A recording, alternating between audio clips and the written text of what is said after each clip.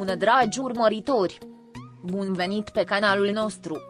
Te afli la adresa potrivită, unde poți accesa instantaneu cele mai recente știri. Ecranul arde din nou de chimia incontestabilă dintre Halil Ibrahim și Zlatirkoglu, dar de data aceasta într-un cadru la fel de neașteptat pe cât de fascinant. Istanbulul anilor 1920.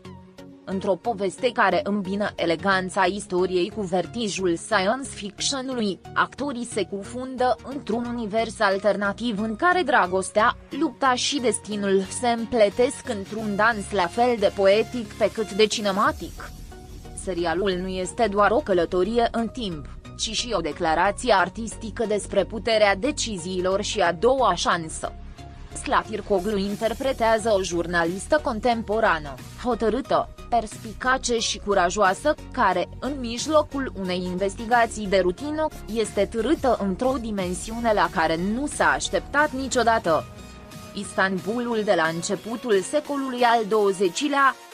Trezindu-se într-o epocă în care libertatea feminină este încă utopie, personajul ei este forțat să se reconstruiască în mijlocul codurilor sociale care o restricționează, dar o și inspiră. Actrița transmite cu putere transformarea unei femei care își descoperă locul în istorie luptând pentru ceva mai mare decât ea însăși. Halil Ibrahim, la rândul său, dă viață unui personaj învăluit în umbre, un gardian al timpului, o ființă enigmatică ce pare să cunoască secretele universului și totuși trăiește prinsă în capcana propriilor reguli. Vocea sa, tăcerile sale, privirea sa, încărcată de secole și mistere, compun o figură ce fascinează de la prima apariție. Nu este un erou clasic, nici un salvator, ci un suflet rănit care găsește în jurnalist un motiv pentru a-și provoca propriul destin. Ceea ce începe ca o colaborare tensionată între doi străini forțați să supraviețuiască într-un timp străin se transformă curând într-o complicitate profundă, țesută cu gesturi subtile, dialoguri încărcate de simbolism și tăceri care vorbesc de la sine.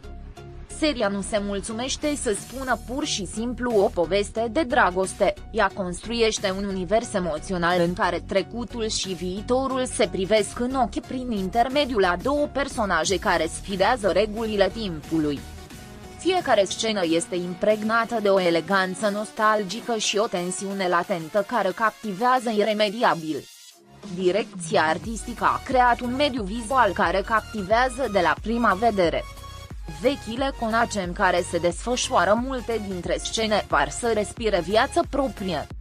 Gările, cu atmosfera lor de despărțiri și reuniuni, întăresc aura melancolică a unei iubiri care știe că zilele îi sunt numărate. Costumele meticulos concepute îi îmbracă pe protagoniști în ținute care nu numai că reflectă epoca, dar vorbesc și despre caracterul și evoluția lor. Ceea ce este cel mai admirabil este modul în care serialul reușește să combine acuratețea istorică cu elemente fantastice, fără a deveni artificial. Tranzițiile dintre prezent și trecut, micile aluzii la tehnologiile care distorsionează timpul și simbolismul legat de ceas, destin și liber arbitru dau profunzime unei intrigi care s-ar fi putut limita la o simplă fantezie romantică. Aici, fiecare alegere are un ecou, fiecare cuvânt rostit sau nerostit poate altera cursul evenimentelor. Fanii lui Halil Ibrahim și Zlatirkoglu vor descoperi noi fațete ale amândurora. În fiecare episod, se confruntă cu provocări actoricești complexe, monologuri introspective, secvențe fără dialog care se bazează exclusiv pe limbajul corpului și scene încărcate de o tensiune emoțională ce cere autenticitate. Acest serial nu este doar un alt proiect pentru ele, este, fără îndoială, un salt artistic. Se vede în privirea lor, în pauza dinaintea vorbirii, în felul în care se ating, ca și cum ar ști că s-ar putea pierde în orice moment. Există ceva profund poetic în a privi o femeie din prezent învățând alte femei din anii 1920 să lupte, să viseze, să nu se supună.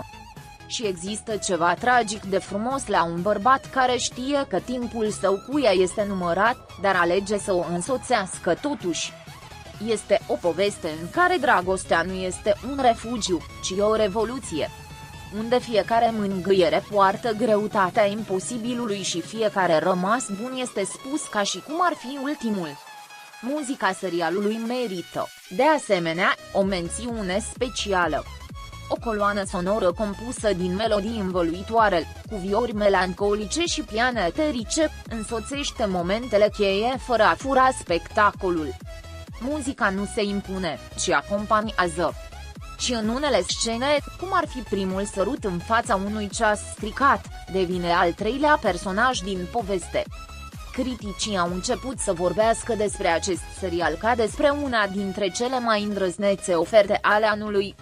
Amestecul de genuri, grija estetică și profunzimea emoțională i-au făcut să cadă pradă farmecelor sale chiar și scepticilor dramelor romantice. Nu este vorba doar de chimia dintre Halil Ibrahim și Slatir Koglu, este ambiția artistică din spatele său, dorința de a spune o poveste care lasă o impresie de durată. Rețelele de socializare au fost rapid inundate de imagini din serial, citate remarcabile, teorii despre final și clipuri care au devenit deja virale. Fanii au îmbrățișat proiectul cu o pasiune copleșitoare, subliniind nu doar calitatea vizuală, ci și conexiunea emoțională generată de primul episod. Comparațiile cu alte producții internaționale nu au întârziat să apară, dar adevărul este că acest serial are propria identitate unică. Indiferent dacă dragostea dintre protagoniști va fi posibilă sau nu, ceea ce este clar este că această poveste atinge coarde profunde. Ne amintește că, chiar și pe măsură ce timpul trece, există sentimente care nu înțeleg ceasuri sau calendare. Că există suflete care se caută, chiar dacă trebuie să traverseze secole pentru a se găsi. Și că, uneori, adevărata călătorie nu este prin timp, ci în interiorul cuiva.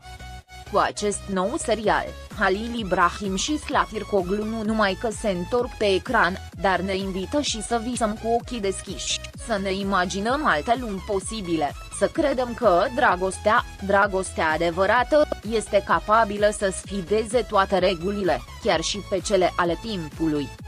Pascali.